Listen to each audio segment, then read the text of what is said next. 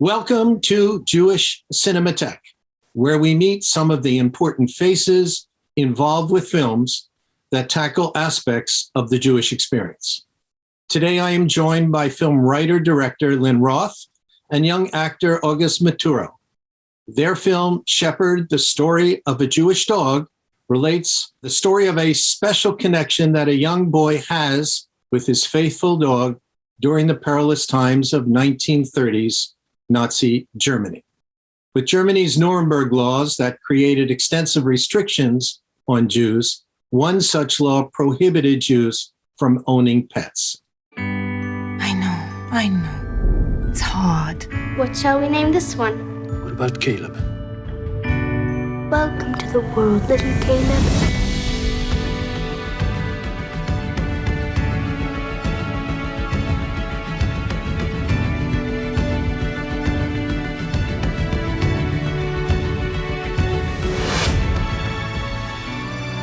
There is danger forming around us. Jews are no longer able to own pets.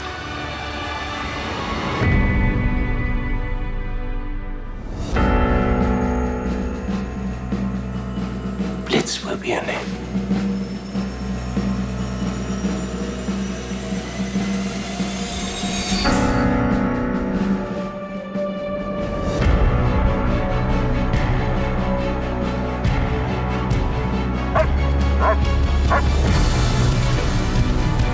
Why do you pray so much? If there were a God, he would not let this be happening to us. The important thing is that I can hear their prayer.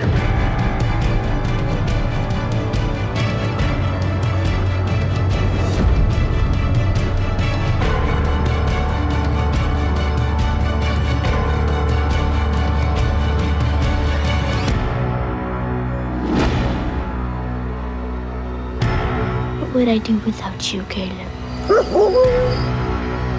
Just us now.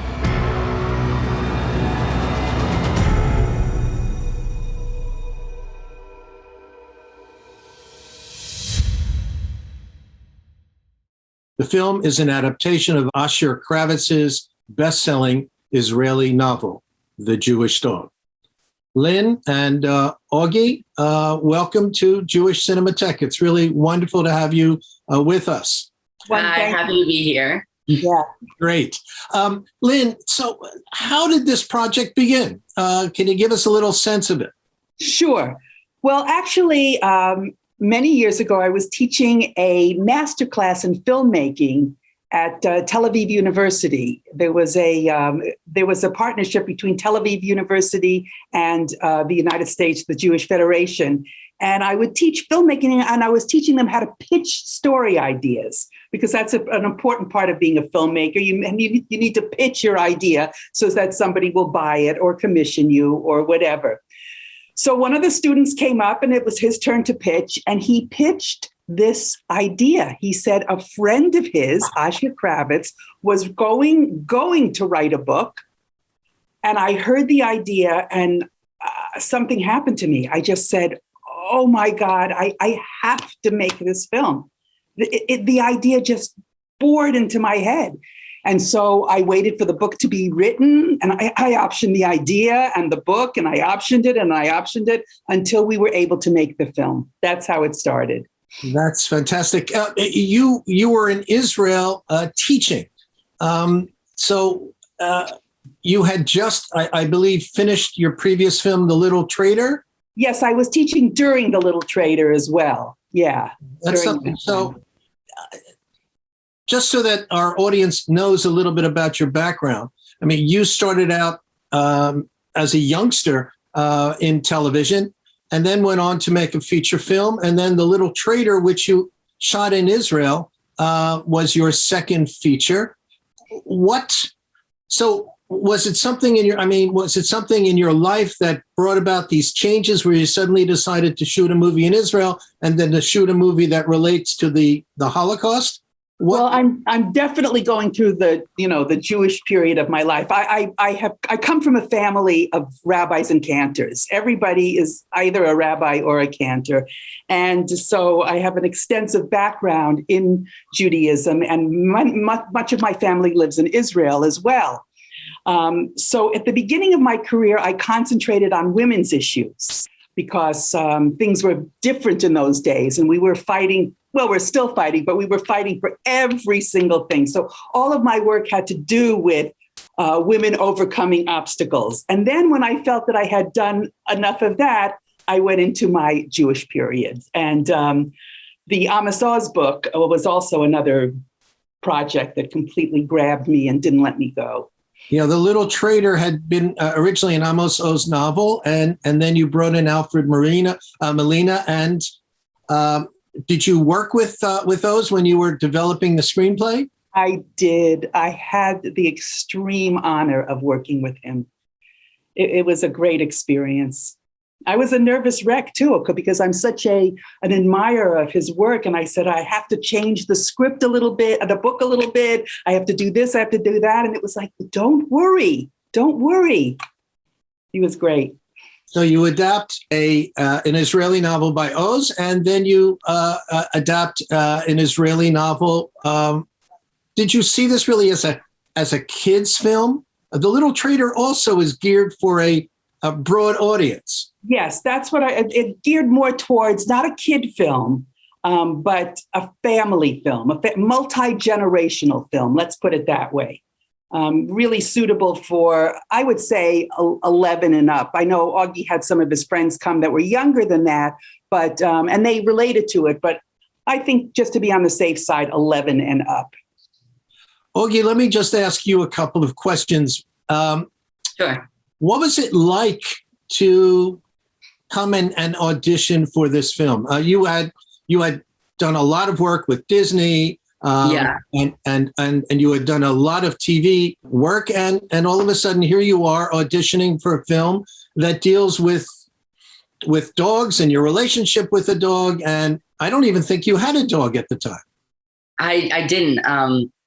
So whenever I was offered the film, because first of all, my mom's close friend was talking to one of the producers of the film, and he pitched me. And then I auditioned in Lynn's house, and I could tell that I got the role because here I am. And so at the time I didn't have a dog, but my mom was really concerned about it because I'd be working with a dog in the film and I haven't interacted with a dog before. So she was actually looking into adopting a dog when my uncle came over with a dog, and my mom was like, whose dog is this? I want your dog. And then he was like, I was just going to make this whole speech about you taking the dog. And so that's how I got my dog. And whenever my mom was leaving the house one time, she was like, look at yourself. You're reading a script called Shepherd with a shepherd next to you. So from that moment, I knew that this was all meant to be, That's great. Yeah. And then you had to pick up, leave the country, and fly off to Europe to shoot a film. What was that like? And how did you continue your studies? And can you just, most of us have no idea what it is to be a child actor. So preparing for the role of Joshua, I had to read books about the Holocaust and watch movies because they didn't really teach much about it in school. And even some people in some Jewish people in the screenings didn't even know about certain Nuremberg laws, like how Jews were not allowed to own pets, which I thought was crazy. So I read books like The Diary of Anne Frank, Boy in Striped Pajamas, Number the Stars, The Hiding Place, everything you can imagine. And it really helped me understand the character, so I can get into it. And I saw this movie as another challenge for me as an actor, and I was happy to take the challenge. And what was it like working with dogs barking and jumping all over you? And this was also new. I mean, your uncle had helped you out and eased you into this. Mm-hmm. And then all of a sudden you're in these dark settings and you're jumping into a lake. And tell us a little bit more about what that was like. So by the time I was going to film Shepherd, I had a few months of experience with my dog, and it was such a pleasure working with the dogs on the set. And they were all so different, so they like, one dog had to do one thing, and then one dog could do another thing. Like one could swim, one could growl, and what were their names? One was Stella, Eber, and then there was Betty. Yeah, and Jessie, right? Mm-hmm. Yeah, they're also really nice. So Augie, you're saying that we see only Kaleb on screen. So you're saying that there was more than one dog? Yeah, there was. Oh, you're giving away our secrets. Oh. You don't want to do that. No. That's good. Yeah, it's interesting. Yeah, there was 5 different dogs actually, and each one of them could do separate things.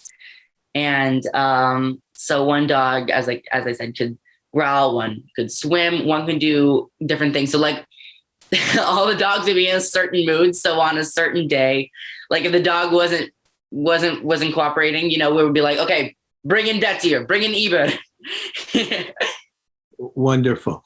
Lynn, during this pandemic period that we've experienced, people seem to be running and buying dogs. And so can you tell us a little bit about your connection with dogs and why you think that's happening? Well, I think that the connection between human beings and dogs is a very deep connection. I have been a dog owner only in my adult life, and but it's been very profound. And once you have a relationship with a dog like that, I just feel that it teaches you new things about life completely. During the pandemic, I don't know what I would have done without my dog, and I'm sure Augie feels the same way about his dog, Sailor. I mean, they were there. They were such a comfort.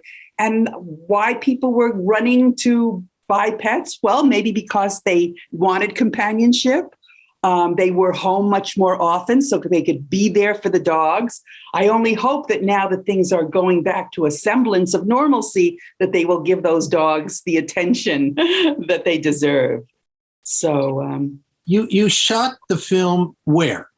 In Budapest. Mm-hmm. And the camp scenes were all in Budapest. Everything was in Budapest. They forced me to say Budapest. I think that's the correct way to say it, because I really want to say Budapest, but the Hungarians are going, no.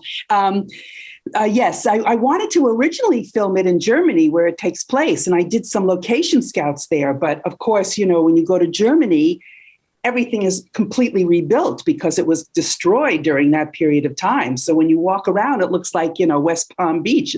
It's all fancy and redone. And when I got to Budapest and looked around there, we walked on streets that were exactly the same as they were in the 30s. So we could just pick up our camera, change a few signs, and film the movie. And we went to some locations, and they were always like 20, 30 minutes outside of the city, never further than that. But you brought in extras from the community, the Hungarians. Well, they have an extras guild, and so we used an extras group. And yes, those are all extras. Everybody else in the film, except for Augie, the German soldier, Ken Duken, one actress who plays the mean lady, and Ayala Zurer, who plays the mother. Everybody else is from Hungary, Romania, that area. And these days, we're hearing things about Hungary moving more to the right and anti-Semitism. Did you have any experiences like that? Well, we were nervous about it. We really were nervous about it, and careful. And it was so interesting because so many of the Hungarians, they were the last to be invaded by the Nazis. And then right after that, then came the communists. So being a Jew in all of those circumstances was not very popular. And so many of them either didn't know that they were Jewish, or they hid it. They didn't, there was never a question like, here, are you Jewish? Are you Jewish? It was, in fact, my cinematographer when we did the scene of the boy coming into the camp, and he was filming it. When he finished filming it, I could see a tear coming out of his eye. And he is a very stalwart person. And I said, Gabor, what's the matter? What is it? And he said, my father was at Auschwitz. That's all he said to me. He never told me he was Jewish. He never told me nothing. My father was at Auschwitz. And then we talked about it, but not a way. I mean, he was filming a movie taking place in the Holocaust with a Jewish boy and his dog, but he never mentioned it. So I found that to be prevalent in a lot of the situations in Hungary, that it was not something that was expressed freely. And Augie, there are scenes where you're actually in a camp, in a barracks, stealing food and being assisted by some of the adults in the room. What did that feel like for you? All I kept thinking of when I was filming was like, oh my gosh, I can't imagine people actually having to live through this for years and years, especially children too. And I thought that was just crazy. And that just gave me even more motivation to speak up about it, and make a movie about it, An amazing performance, really. You did a terrific job. Let's take a break and look at a film clip from the film Shepherd, story of a Jewish dog. What's the matter?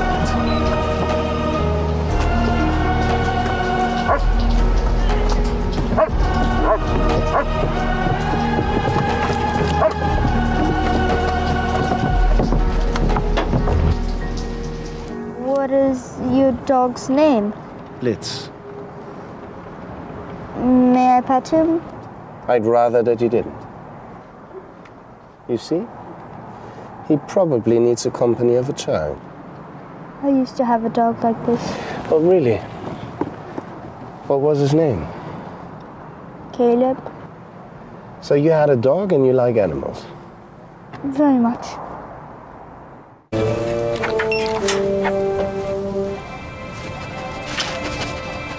It's you, Kaleb.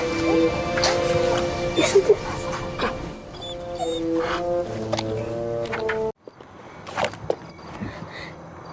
Before you kill me, there's one thing you should know.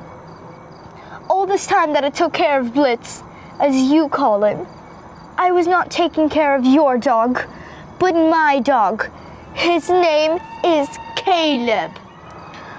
What are you talking about? He was born on a Tuesday at 11:30 in the morning and has 3 brothers and sisters. So you see, Herr Goslar, your beloved Blitz is really a Jewish dog. That's most unfortunate news. Turn around.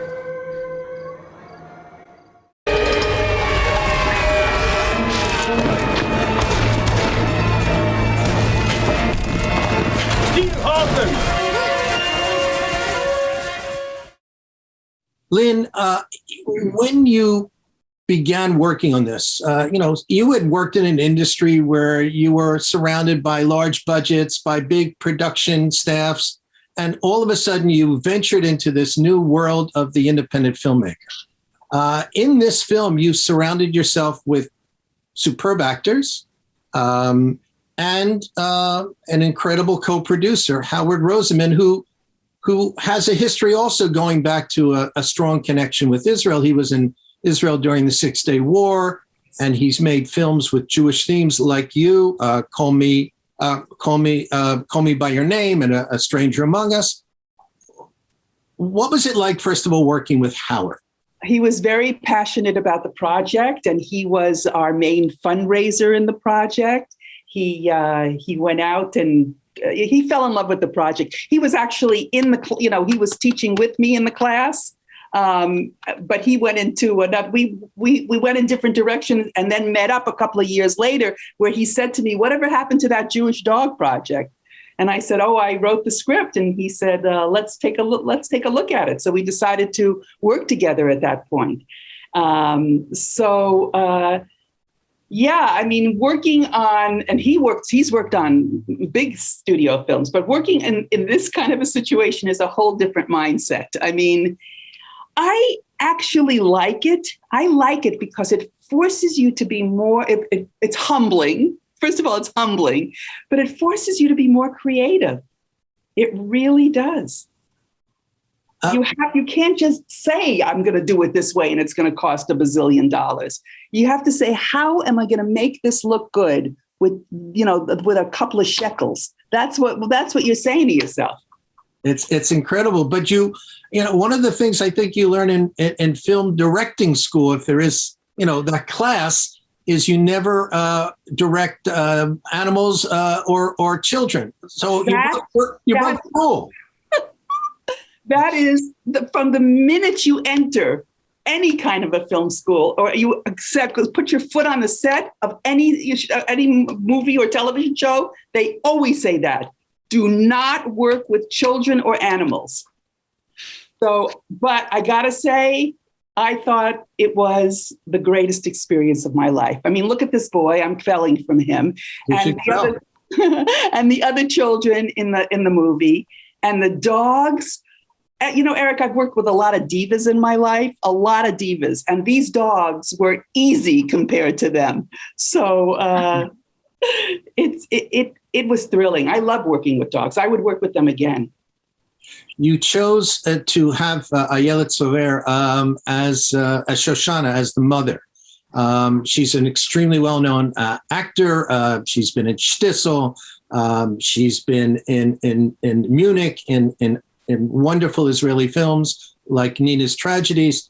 And you also worked with a highly established German actor, Ken Doyen, to play Ralph. You chose an Israeli and a German for the parents. Can you just talk a little bit about what that was like? Well, I wanted, I'm glad it's an international cast. I think that's important. I chose Ayelet because I like her acting. I like her acting very much. And she had that kind of Earth Mother quality that I saw. Ken Duken, who played the Nazi soldier, I wanted to find somebody with a thread of gentleness in him. And I think that Ken had that. Interestingly enough, a lot of the Germans who read that part were interested in playing it because it was a Nazi soldier who was shown with a few other dimensions. That appealed to them, which I thought was an interesting reaction. Yeah, I mean, I just felt that I was going for the best people, the best actors for the role. And as I said before, everybody else was Hungarian, and the interesting Hungarian and Romanian. And they have a wonderful pool of actors there. But they were asking, I had to ask them to speak in English with a German dialect. So here were these Hungarians and Romanians speaking English with a German accent, a slight German accent. Augie, what about your accent? Did anyone work with you in developing that the way you speak? Yes. I actually had a dialect coach, and right before the scene, we would go over the script and we would look over like which letters sounded different, and we would practice them over and over and over. And then I would go out into the scene and I would do it. And it really helped me learn about the way people speak there. And it was really exciting to learn a new dialect. Yeah. And working with Ken Duken, there are scenes where you seem to have this warmth between you because he's actually taking care of you. I don't want to give away the story, just so that our audience understands. It's a story about how this dog assists, this young Jewish boy while in the camp, and we'll leave it at that.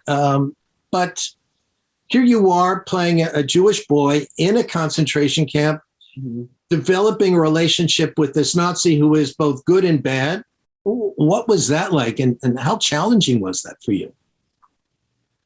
So my mom actually told me before, like, you have to be scared of him. Do not interact with him. You have to be scared of him. But we actually bonded before. And I think that was a good thing because, as you said, he develops this sort of warmth toward this Nazi soldier, you know, and because he's taking care of his dog. A really challenging part for me at like the very end of the movie was whenever I was confronting him that the dog was actually mine. And that was actually one of the audition scenes that I did for Lynn at her house. I understand that you're involved with a project to help deal with life-threatening allergies. Can you talk a little bit about that? Yeah, so I have severe allergies: peanuts, tree nuts, sesame, coconut, sunflower, peas, and garbanzo beans. But the two major ones are peanuts and tree nuts. And if I have them, then I have an anaphylactic shock, and I go into anaphylactic shock, and I can't breathe. So, and it's life-threatening. And I feel like a lot of people don't take food allergies seriously. Like, you know, people get bullied about them all the time in school. So I feel like making a film about this, you know, and like being a part of it is really good to speak out about it, you know? Terrific. And Lynn, so that must have been something to be very concerned about. Here you are in Hungary, and you have a young man who has these allergies.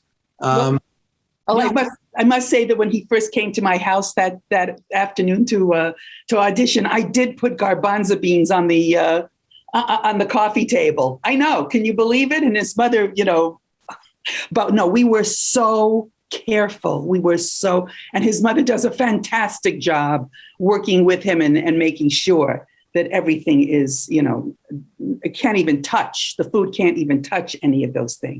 We brought a whole entire suitcase of safe food because we didn't know what kind of food we could get at somewhere international. We didn't know. So we packed a whole entire suitcase of food that could last us a month. Wonderful. Lynn, you've also done your own tzedakah work. When you were involved with the Television Academy, you were heavily involved with Television Cares. Can you talk a little bit about that? Yes, that was one of the most satisfying things. From Television Cares, we formed something called Television Honors, and we awarded shows that didn't get the biggest ratings, or maybe nobody ever heard of them, but they each created change just by being aired. You know, they were so worthwhile. And a strong organization like the Television Academy can do so much. I mean, at one point we were working with Habitat for Humanity, and which builds homes for people who do not have homes, especially during the pandemic and during the tornadoes. And they're a fabulous organization. And they raised so much money just being affiliated with us. So we were able to do so much good through that. Yeah, it was like major tzedakah. As a last question, Lynn, you know, the whole issue of Holocaust education today is such a difficult one. How do you introduce the Holocaust to children? Do you feel that this film is an appropriate thing? And what age groups would you suggest? I feel that it's our obligation now, those of us, to make sure that nobody ever forgets this time in that time in history. It is now that the survivors can't even speak live anymore. We have to have this. And I think that this is a film that can introduce the Holocaust to young people without traumatizing them. I think some of our generation, when they learned about it, it was too much too soon, and we were traumatized. I don't know about you, Eric, but I had nightmares for years. And so I hope this is carefully constructed so that children can can get into the emotions of the dog and then say to his or her parents, why did this happen? Why did they take Joshua's dog away? And that somebody in Japan can say, why did they take Joshua's dog away? And they can say, this is what happened to the Jews, but this is what happened to us. So it's a path, I hope and pray, that will reveal this story to many young people. And as I say, I think 11 and up might be the right age to start. Well, Lynn, Augie, thank you so much for being with us today. And the film is called Shepherd, the story of a Jewish dog. See it. It's Lynn, what can I tell you? Shkach. Thank you so much. Thank you, Eric. All the best. Thank you. It was a pleasure for us to do this show. And Augie, we look forward to seeing you also in future work. Take care. Thank you. Bye.